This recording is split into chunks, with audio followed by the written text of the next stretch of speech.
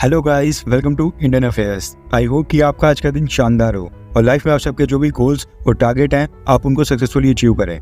बढ़ते हैं पिछले 24 घंटों की सबसे इंपॉर्टेंट टॉप 10 अपडेट्स की तरफ। आज की पहली अपडेट आ रही है भारत में टोल टैक्स की कलेक्शन को लेकर। दरअसल भारत सरकार ने एक डेटा जारी किया है जिसमें बताया गया है कि पिछले 10 सालों में कितना टोल टैक्स कलेक्ट किया गया है। डेटा के मुताबिक पिछले साल 2023 में 64,809 करोड़ रुपीस का टोल टैक्स इकट्ठा हुआ था, जो कि अगर हम यूएस डॉलर्स में कन्वर्ट करें तो 7.8 बिलियन डॉलर्स बनता है। वहीं पर डेटा के मुताबिक साल 2015 में भारत सरकार ने 17,700 करोड़ रुपीस का टोल टैक्स इकट्ठा किया था। उस समय एक यूएस डॉलर 66 रुपीस के आसपास था और उसके अकॉर्डिंग साल 2015 में भारत सरकार ने 2.6 बिलियन डॉलर्स का टोल टैक्स कलेक्ट किया था। यानी साल 2015 से 2023 तक टोल टैक्स की कलेक्शन ऑलमोस्ट 3 गुना हो गई है। अब इतनी तेजी से टोल टैक्स बढ़ने का ये भी कारण हो सकता है कि पिछले 7-8 साल में भारत के अंदर हाईवेज और एक्सप्रेसवेज की संख्या काफी तेजी से बढ़ी है और minister of road transport and highways Nitin Gadkari sir की लीडरशिप में भारत में रोड नेटवर्क्स का कायापलट हो गया है।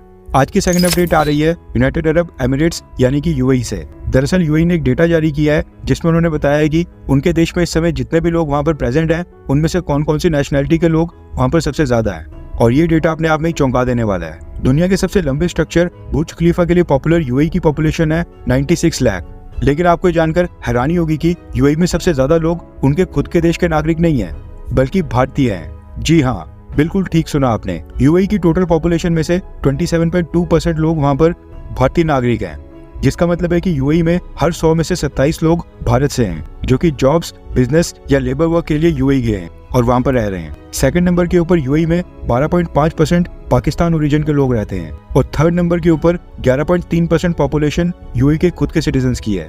यानी कि यूएई में उनके नागरिकों की संख्या भारत और पाकिस्तान के लोगों से भी कम है। फोर्थ नंबर के ऊपर यूएई में 7.3% बांग्लादेशी रह रहे हैं, 5.5% फिलीपींस के रह रहे हैं, 5.2% ईरान से, 4.2% इजिप्ट से, 3.13% श्रीलंका से हैं, 3.1% नेपाल से हैं, जबकि 2% चाइनीज भी यूएई में रह रहे हैं। सबसे ज्यादा 27% भारत से हैं। ऐसे में ये कहना गलत नहीं होगा कि यूएई को चलाने में यूएई की आज जो भी डेवलपमेंट हो रही है उस पर भारत का बहुत ही बड़ा योगदान है। आज की थर्ड अपडेट आ रही है भारत के सेंट्रल बैंक यानी कि रिजर्व बैंक ऑफ इंडिया को लेकर। दरअसल आरबीआई के इस समय गवर्नर है शक्तिकांता दास सर और इनको वर्ल्ड के टॉप सेंट्रल बैंकर होने का अवार्ड मिला है। न्यूज निकल कर आ रही है कि ग्लोबल फाइनेंस मैगजीन ने अपने एक एनुअल रैंकिंग्स जारी की हैं, जिसमें ग्लोबल फाइनेंस मैगजीन दुनिया के सभी देशों के सेंट्रल बैंक के हेड्स को रेटिंग देकर एक रैंकिंग्स जारी करती है और लास्ट में रेटिंग्स के आधार पर दुनिया का एक टॉप सेंट्रल बैंकर चुना जाता है। इस लिस्ट में भारत के सेंट्रल बैंक के गवर्नर शक्तिकांता दास सर ने सबसे ज्यादा रेटिंग्स हासिल की हैं, A+, और वो वर्ल्ड के टॉप सेंट्रल बैंकर बन गए हैं। फर्स्ट के ऊपर इंडिया के शक्तिकांता दास सर हैं, सेकंड के ऊपर डेनमार्क के क्रिश्चियन कैटल थॉमसन है और थर्ड के ऊपर स्विट्जरलैंड के थॉमस जॉर्डन है। और ये लगातार दूसरा साल है जब शक्तिकांता दास सर बैक टू बैक 2 बार दुनिया के टॉप सेंट्रल बैंकर बन चुके हैं। आज की फोर्थ अपडेट आ रही है भारत और मलेशिया को लेकर। न्यूज निकल कर आ रही है कि मलेशिया के प्राइम मिनिस्टर अनवर इब्राहिम और प्रधानमंत्री मोदी की मीटिंग्स में यूपीआई को लेकर बात हुई है। भारत ने मलेशिया में यूपीआई को लॉन्च करने का प्रपोजल दिया है। मलेशिया में पेनेट नाम का सिस्टम है और भारत ने मलेशिया को प्रपोजल दिया है जिसके तहत यूपीआई और मलेशिया के पेनेट को आपस में इंटरलिंक किया जाएगा। फिलहाल मलेशिया की सरकार ने भारत के साथ इसके ऊपर कोई भी एग्रीमेंट नहीं किया है, लेकिन मलेशियन प्रधानमंत्री अनवर इब्राहिम ने इसको लेकर काफी पॉजिटिव रिस्पांस दिया है और कहा है कि वो अपने देश में स्टडी कंडक्ट करवाएंगे, जिसके बाद दोनों देशों के बीच नेगोशिएशंस होंगी और फिर एग्रीमेंट साइन होगा। अब प्रधानमंत्री मोदी ने खुद ही इसको पिच किया है और प्रधानमंत्री मोदी ने स्पीच में भी मेंशन किया था, इसलिए माना जा रहा है कि बहुत ही जल्द भारत और मलेशिया के बीच भी एग्रीमेंट साइन हो सकता है। अभी के समय भारत का UPI payment system Singapore, Bhutan, France, UAE, Mauritius, Sri Lanka और नेपाल में पूरी तरह से एक्टिव है। आज की फिफ्थ अपडेट आ रही है भारत और यूक्रेन को लेकर।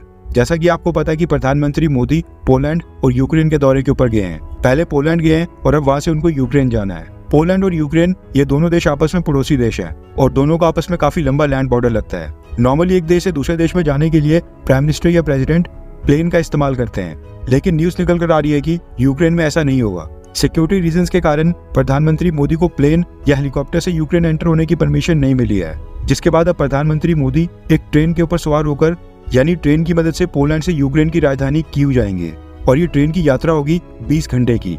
इस ट्रेन का नाम बताया जा रहा है रेल फोर्स 1 और अंदर से ये पूरी तरह से लग्जरी ट्रेन है। यूक्रेन युद्ध स्टार्ट होने के बाद American president Joe Biden, French president Emmanuel Macron, Canadian prime minister Justin Trudeau, ex British prime minister Rishi Sunak और दुनिया के 200 से ज्यादा वर्ल्ड लीडर्स और मिनिस्टर्स इसी रेल फोर्स 1 ट्रेन के ऊपर सवार होकर ही यूक्रेन की राजधानी कीव गए थे और वहां पर ज़ेलेंस्की के साथ मिले थे।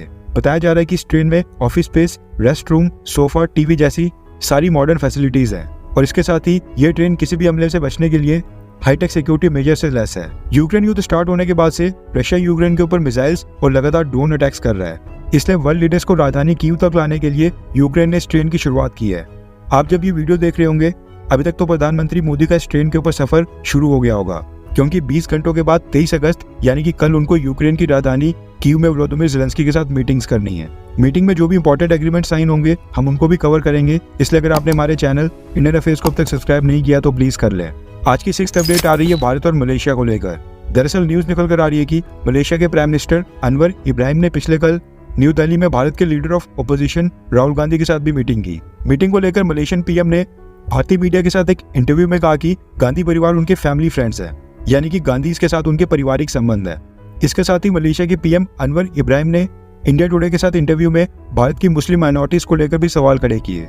मलेशिया के प्राइम मिनिस्टर ने कहा कि जिस तरह से भारत को मलेशिया के ऊपर सवाल खड़े करने का अधिकार है, सेम उसी तरीके से मलेशिया भी भारत के साथ रिलीजियस और एथनिक माइनॉरिटीज यानी कि मुस्लिम माइनॉरिटीज के ऊपर सवाल खड़े कर सकता है। अब देखा जाए तो इस बार इलेक्शंस में भारतीय जनता पार्टी और प्रधानमंत्री मोदी को एब्सोल्यूट मेजॉरिटी नहीं मिली है और यहाँ पर कोलिशन गवर्नमेंट है, इसलिए अब ये ट्रेंड स्टार्ट हो गया है कि भारत में जब भी कोई वर्ल्ड लीडर यहाँ पर आता है वो लीडर ऑफ अपोजिशन या फिर राहुल गांधी या कांग्रेस पार्टी के साथ मीटिंग जरूर करता है, ताकि अगर इन केस भारत में सरकार गिरी और कांग्रेस पार्टी सत्ता में आई तो उनके साथ भी उनके रिलेशंस अच्छे रहें। आज की 7th अपडेट आ रही है भारत के सेंसस को लेकर।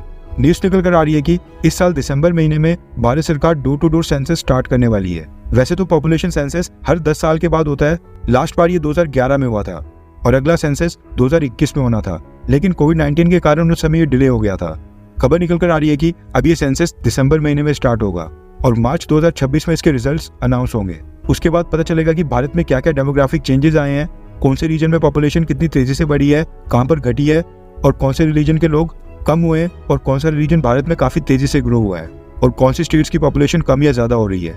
आज की 8th अपडेट आ रही है भारत और श्रीलंका को लेकर। दरअसल टूरिज्म को बढ़ावा देने के लिए श्रीलंका ने भारत के लोगों के लिए वीजा फ्री एंट्री अनाउंस की है। 1 अक्टूबर के बाद भारत के नागरिक बिना किसी वीजा के श्रीलंका के अंदर एंटर हो सकेंगे। भारत के साथ साथ 34 देश और हैं जिनके लिए श्रीलंका ने वीजा फ्री एंट्री अनाउंस की है। अब इस लिस्ट में America, Britain, France, China, Russia और जर्मनी समेत कई सारे यूरोपियन और वेस्टर्न देश हैं, लेकिन श्रीलंका ने पाकिस्तान और बांग्लादेश को इंक्लूड नहीं किया है। इवन नेपाल और ईरान के लिए भी ये वीजा फ्री एंट्री लागू है, लेकिन पाकिस्तान के लिए नहीं। आज की 9th अपडेट आ रही है भारत और पोलैंड को लेकर। दरअसल पोलैंड में प्रधानमंत्री मोदी ने एक बार फिर से वही स्टेटमेंट रिपीट की है जो उन्होंने रशियन प्रेसिडेंट व्लादिमीर पुतिन के सामने बोली थी और उस समय पूरी दुनिया में हेडलाइन बनी थी। पोलैंड में प्रधानमंत्री मोदी ने कहा कि भारत बुद्ध की विरासत वाली धरती है जो युद्ध नहीं शांति के ऊपर विश्वास रखता है, इसलिए भारत चाहता है कि इस पूरे रीजन में परमानेंट तौर के ऊपर शांति स्थापित हो। भारत का मत एकदम साफ है, ये युद्ध का युग नहीं है, यानी कि ये दौर युद्ध का दौर नहीं है। इसके अलावा न्यूज निकल कर आ रही है कि पोलैंड ने यूएन सिक्योरिटी काउंसिल में परमानेंट सीट के लिए भारत को सपोर्ट करने की प्रतिबद्धता जताई है। वैसे पोलैंड ने पहले भी भारत को न्यूक्लियर सप्लायर्स ग्रुप यानी कि एनएसजी और यूएनएससी की परमानेंट सीट के लिए ऑलरेडी सपोर्ट जाहिर कर दिया था। आज की 10th अपडेट आ रही है पाकिस्तान से एंड एक बार फिर से पाकिस्तान की इंटरनेशनल बेइज्जती हो रही है। दरअसल न्यूज निकल कर आ रही है कि पाकिस्तान की संसद में रैट्स यानी कि चूहे काफी ज्यादा हो गए थे और इस चीज से निपटने के लिए पाकिस्तान की सरकार ने अजीबोगरीब फैसला किया है। न्यूज निकल कर आ रही है कि संसद में पेस्ट कंट्रोल मेजर्स और चूहों को मारने के लिए पाकिस्तान की सरकार ने 12 लाख रुपीज अलॉट करके हंटर कैट्स परचेज करने की डायरेक्शंस दी हैं, यानी कि चूहों को मारने वाली बिल्लियां खरीदकर पाकिस्तान की पार्लियामेंट बिल्डिंग में छोड़ी जाएंगी जो फिर चूहों को खाकर पेस्ट कंट्रोल करने का काम करेंगी। इस न्यूज के फैलने के बाद न सिर्फ भारत बल्कि इंटरनेशनल लेवल के ऊपर भी पाकिस्तान का काफी मजाक बनना शुरू हो गया है। आज के लिए बस इतना ही। जय हिंद, वंदे मातरम।